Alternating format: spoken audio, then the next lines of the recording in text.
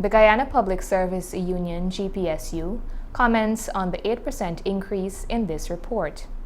The President of the Cooperative Republic of Guyana, Dr. Muhammad Ali, announced that public servants will see an 8% increase in their salaries.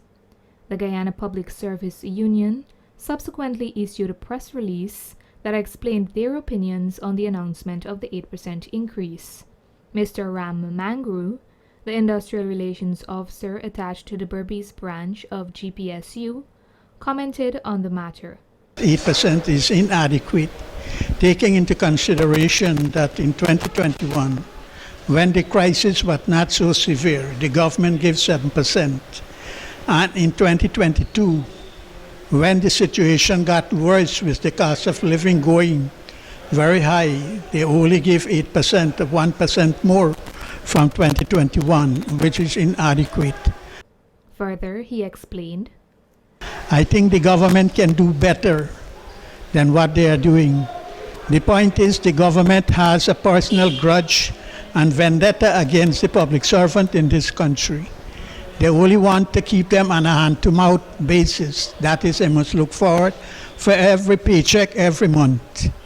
Additionally, Mr. Mangro stated that the union is calling for negotiations with the government.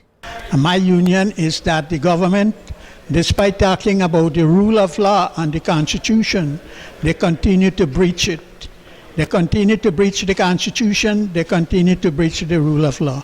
And so my union is calling on the government to return back on the bargaining table and let us have collective bargaining for workers in this country. Other than that, workers would not be able to get a substantive increase in wages and salaries. And as a matter of fact, this government has never come to the bargaining table to negotiate with the Public Service Union for wages and salary. The Industrial Relations Officer alluded to strikes in the past that were as a result of no negotiations for a salary increase. In 1999, this union took a 60-day strike. A 60-day strike when the government offered 55% to workers, and we refused it, and we were in the street for 60 days where we got the arbitration, the Armstrong Arbitration Award, which offered 25.6% and 31.6% in 2 years. And today we are saying the government does not want to adhere to the bargaining collective agreement for wages and salaries and continue to impose increase to workers, and then they tax it instead to make it tax-free. The Guyana Public Service Union is calling on the government to honor its mandate. They tax it.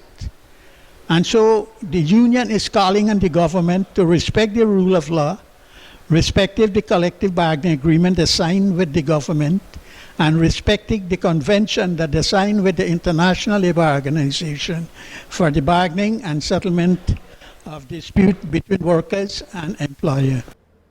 Narima Ali, Channel 8 News.